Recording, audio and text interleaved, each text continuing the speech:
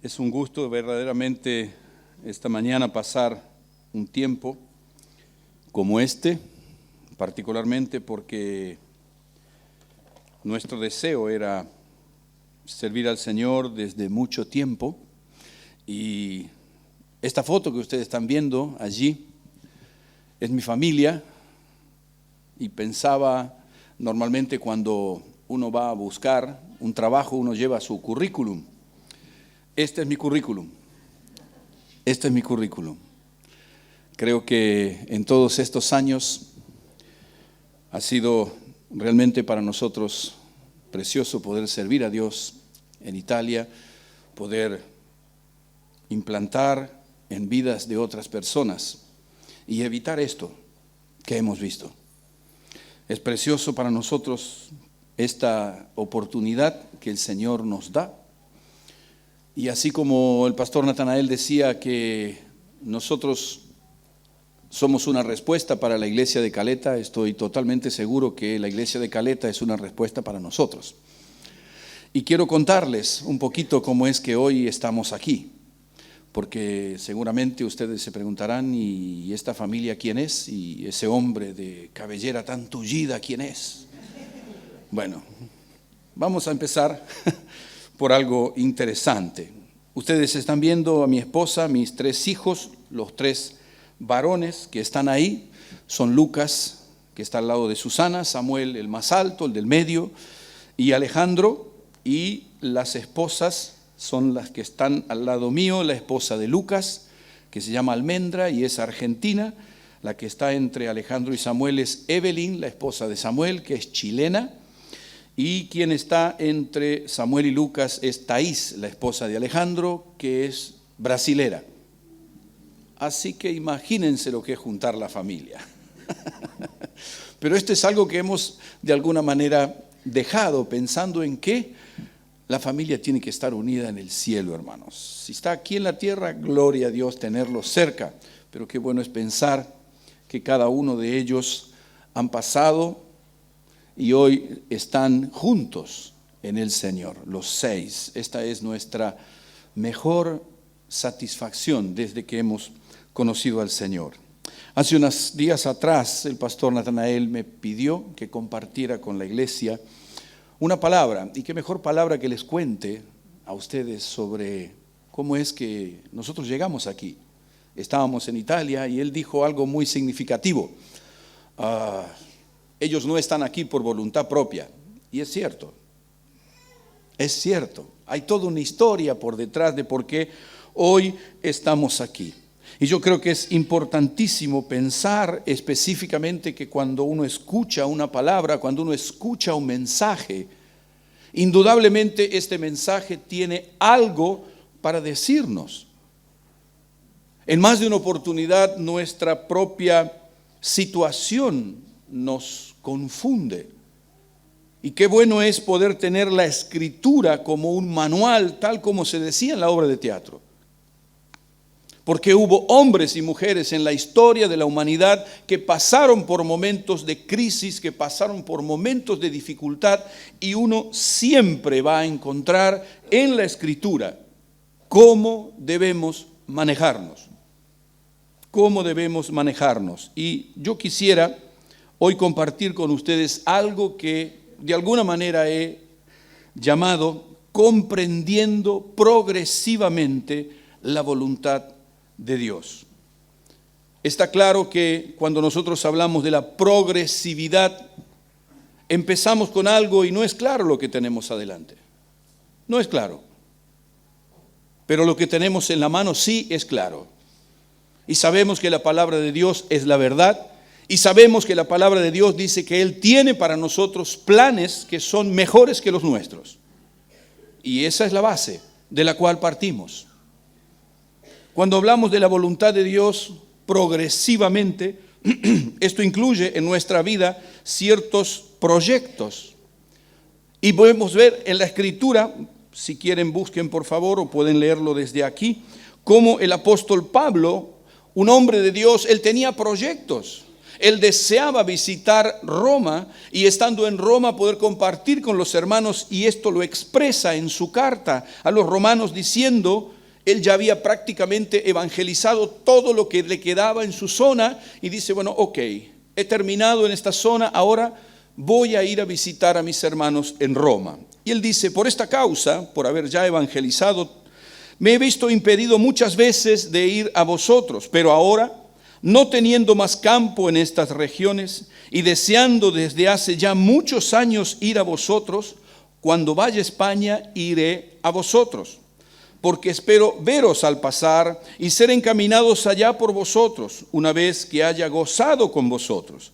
Mas ahora voy a Jerusalén para ministrar a los santos, porque Macedonia y Acaya tuvieron a bien hacer una ofrenda para los pobres que hay entre los santos que están en Jerusalén, pues les pareció bueno y son deudores a ellos, porque si los gentiles han sido hechos participantes de sus bienes espirituales, deben también ellos ministrarles de los materiales. Así que cuando haya concluido esto y haya entregado este fruto, pasaré entre vosotros rumbo a España.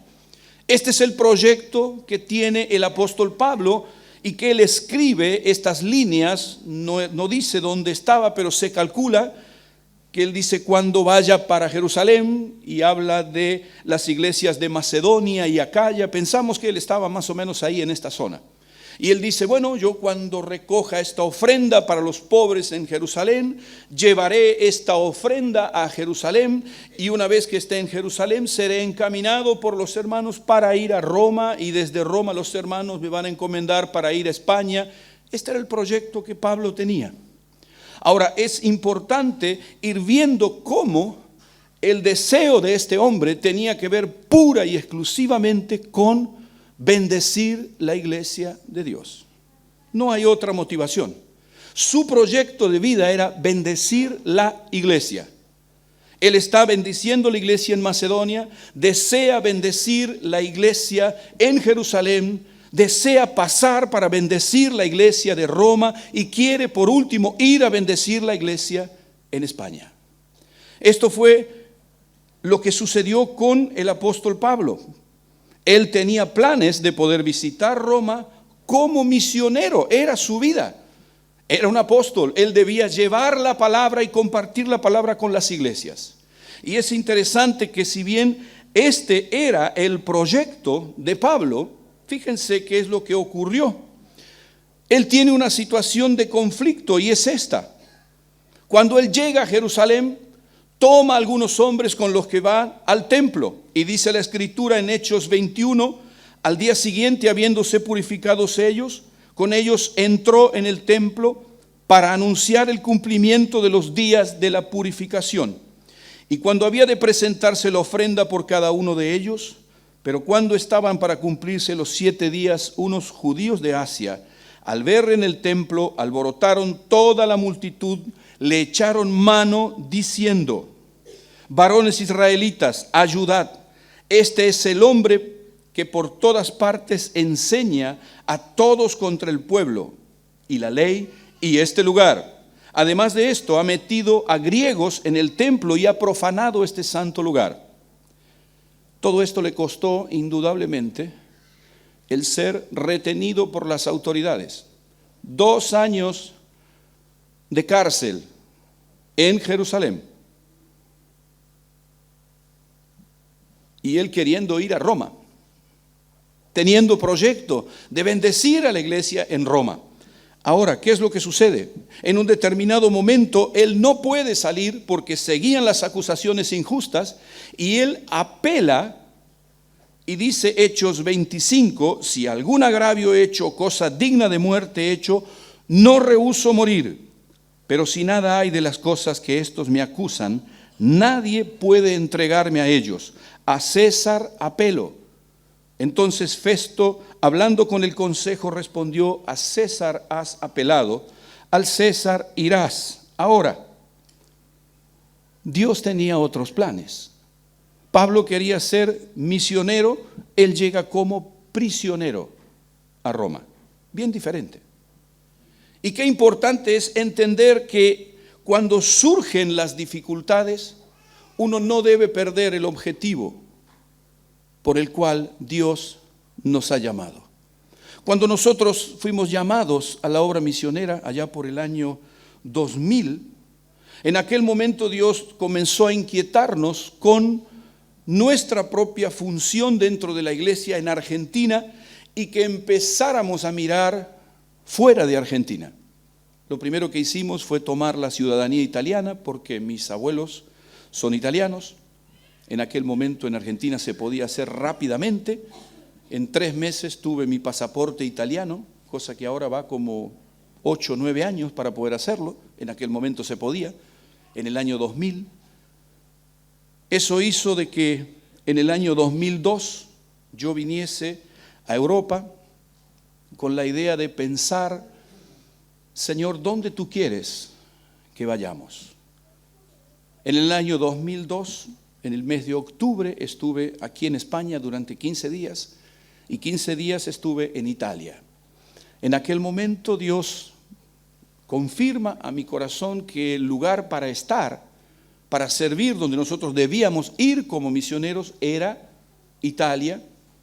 Mi familia lo aprobó, la iglesia enviadora también lo aprobó, y así fue como de alguna manera en el 2005, 3 años después, dejamos Argentina y nos vinimos a vivir a Italia. Estando en Italia vivimos 2 años en la zona de la Toscana, cerca de Florencia. Allí fundamos una comunidad que después dejamos en manos de un matrimonio italiano que hacía parte de la congregación y nos fuimos para Monza. En Monza comenzamos el trabajo en el año 2007 y en el año 2008 sucede algo bastante raro y es el hecho de que Susana empieza con muchas dificultades de salud. Muchas dificultades. Y estas dificultades literalmente fueron progresivamente anulando sus funciones, de tal manera que ella no podía ni siquiera levantarse de la silla sola. Yo tenía que hacer la comida, yo tenía que ayudarla a levantarse. Prácticamente era una inválida, hermano, literalmente. Y después de pasar por años y años yendo a todo tipo de especialistas, análisis de lo que usted se pueda imaginar, llegando a tomar 6 a 7 analgésicos por día por causa de sus dolores, y nada, ninguna perspectiva de mejora. Está claro que la incomodidad era cada vez mayor.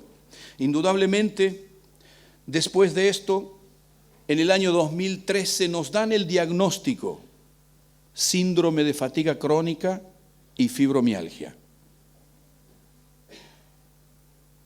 Y como si fuera poco esto, los médicos nos dicen lo peor que le puede pasar a una persona que sufre de la enfermedad que tiene su esposa es que viva en un lugar húmedo, frío y con mucha contaminación ambiental. Nosotros vivíamos en el norte de Italia.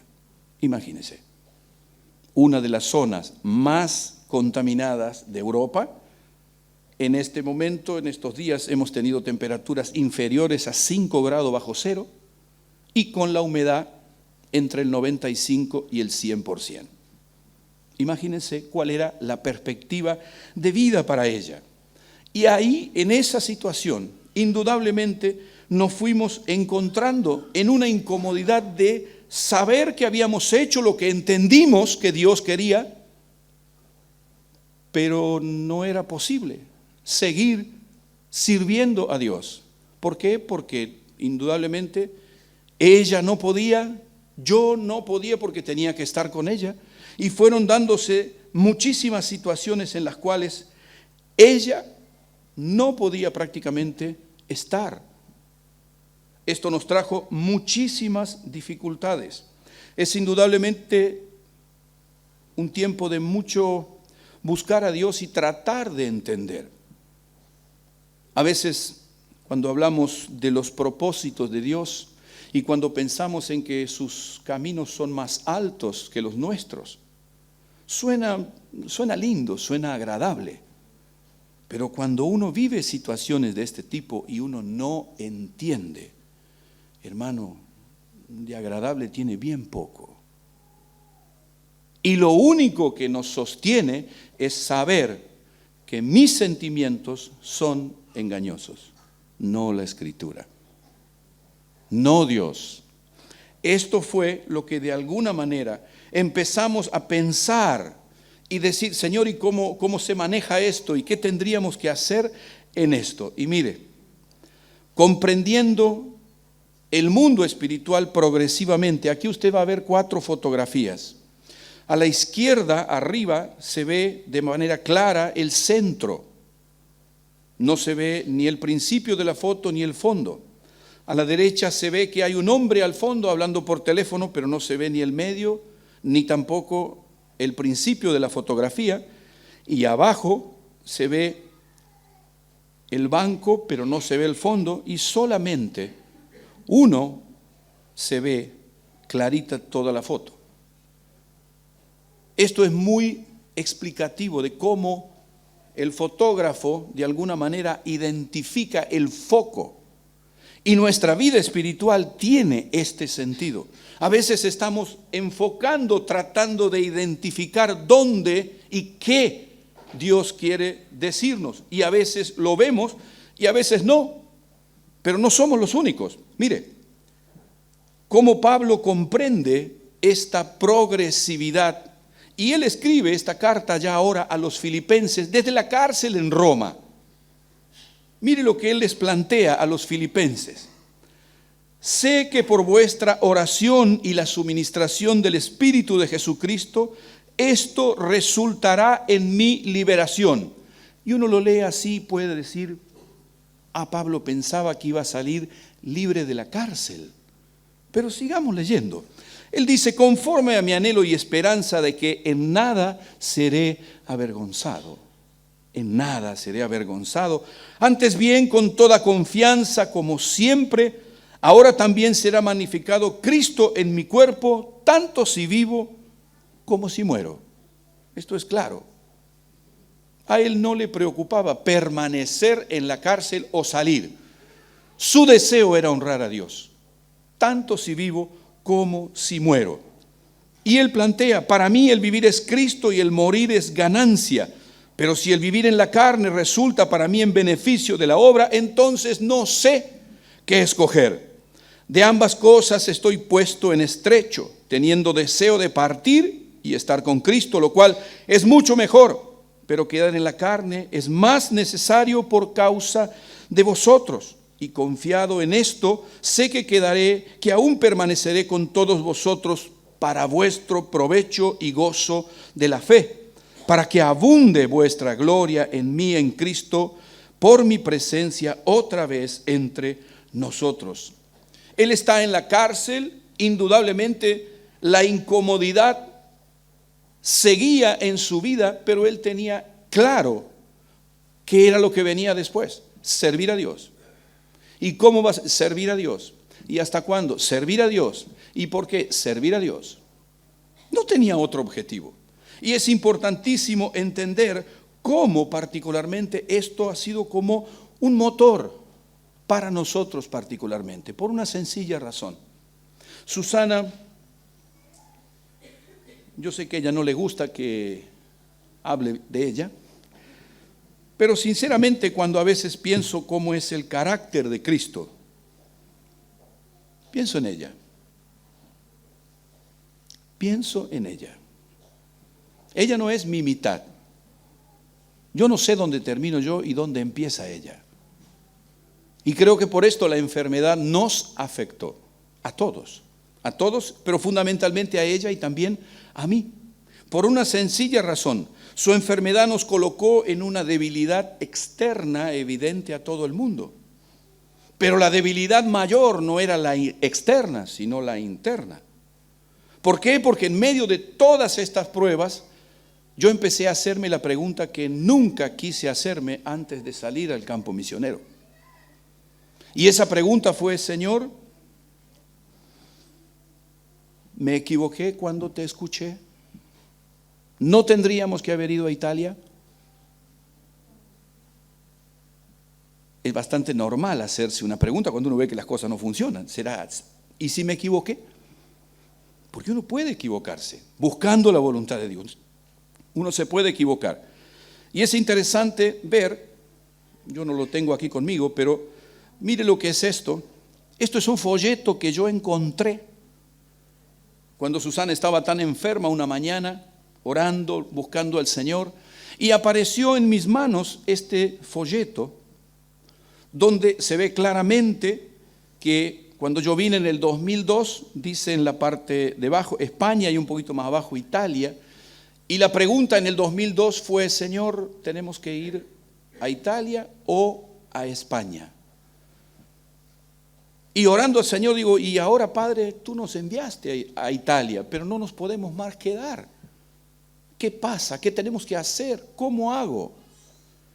Y fue muy bueno, porque creo que cuando servimos a Dios podemos no entender, pero lo que no podemos hacer es seguir cuando sabemos que estamos equivocados.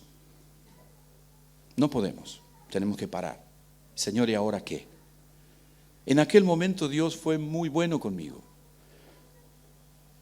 Y la verdad es que orando por esto, en aquel momento yo dije: Señor, yo pregunté, ¿es Italia o España?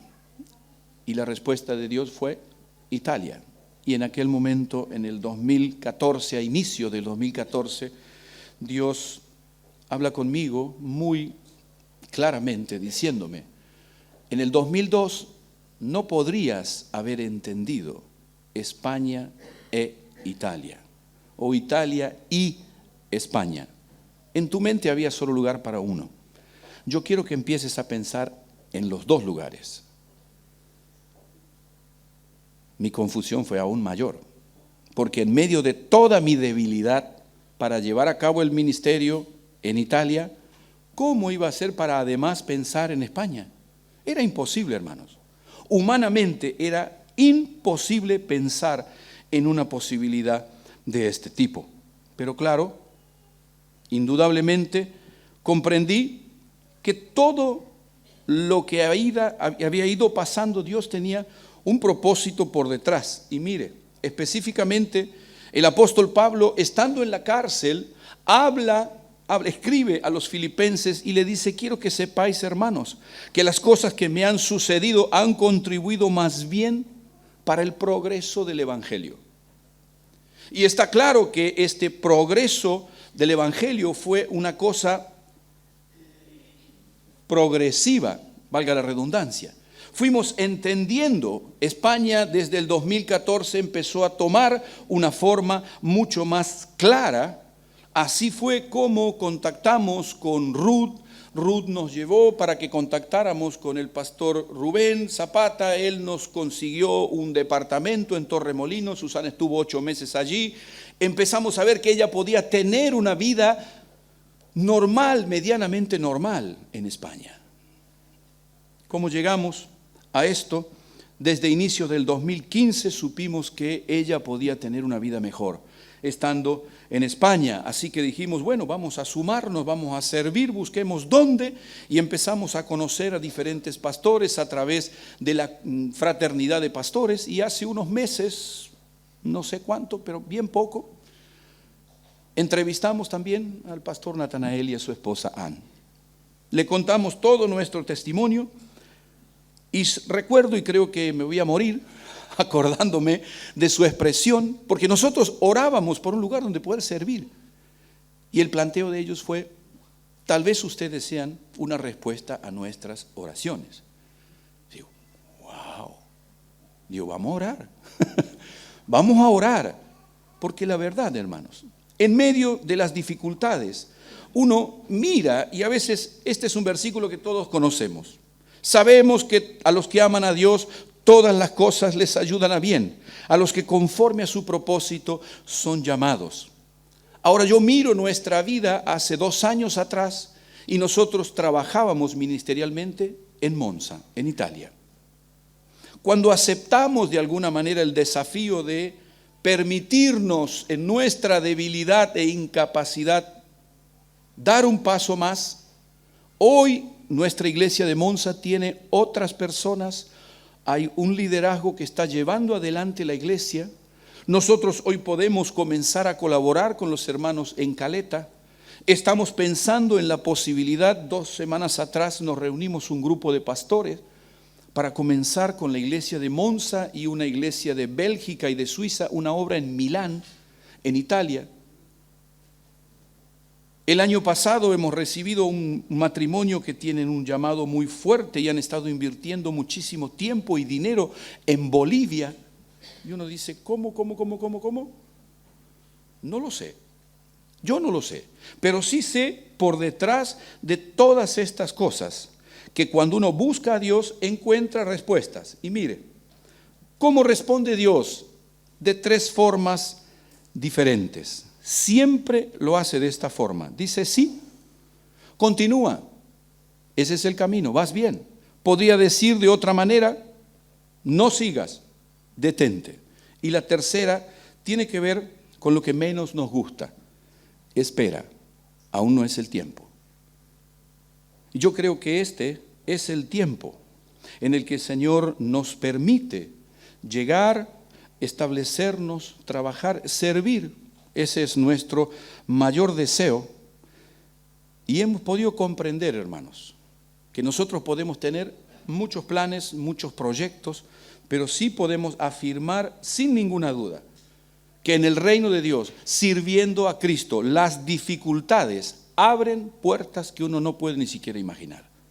Absolutamente nada es imposible cuando nosotros buscamos ver al Señor. Susana hace desde el mes de junio que está aquí y ha tenido algún que otro día de episodio de los que tenía en Italia, pasando meses en cama.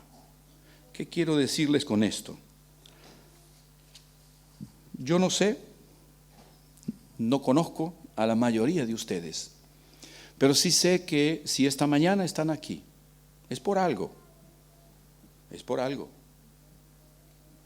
Tal vez alguno ha percibido que no está a cuentas con Dios, con la obra de teatro. Puede ser. Tal vez alguno de ustedes se encuentra en una situación de duda, donde el foco de la fotografía no está correcto. Sí quiero animarles, hermano. No se detengan. No se detengan. Nuestras incapacidades son preciosas en las manos de Dios. No importa cómo estás, no importa. ¿Cuáles son tus posibilidades? No importa. ¿Cómo está tu salud? No importa. ¿Cómo está tu vida? No importa. No importa, porque Jesús es más que todas esas cosas juntas. Amén. Yo quisiera que pudiéramos tomar específicamente un tiempo en el que podamos pensar cuál es la puerta que Dios tiene para ti. ¿Cuál es la puerta que Dios tiene para ti? Todos los que estamos esta mañana aquí, estamos con un objetivo. Algo vinimos a hacer. ¿Qué es lo que Dios quiere? ¿Qué puerta Dios está preparando para ti? Yo quisiera saber si hay alguien de las personas que están esta mañana en este lugar que aún no han dado el paso de fe que les permita evitar este juicio, que su nombre esté escrito en el libro de la vida. ¿Hay alguien entre nosotros que se encuentre en esa condición, que nunca haya dado este paso de fe? ¿Será que hay alguno entre nosotros? Parece que no. Todos somos de casa. Pero qué bueno es pensar, hermanos, que si bien todos somos de casa, yo no tengo ninguna duda que el deseo de Dios es que nosotros podamos ser útiles a la obra de Dios. Pongámonos de pie, por favor, y vamos a orar por esto. Yo quisiera, sí, llamarles específicamente para para que podamos orar juntos, para que podamos orar allí usted en su lugar o aquí al frente, como usted lo desee. Porque nuestra propia debilidad y nuestra propia incapacidad es la que nos pone en la misma condición.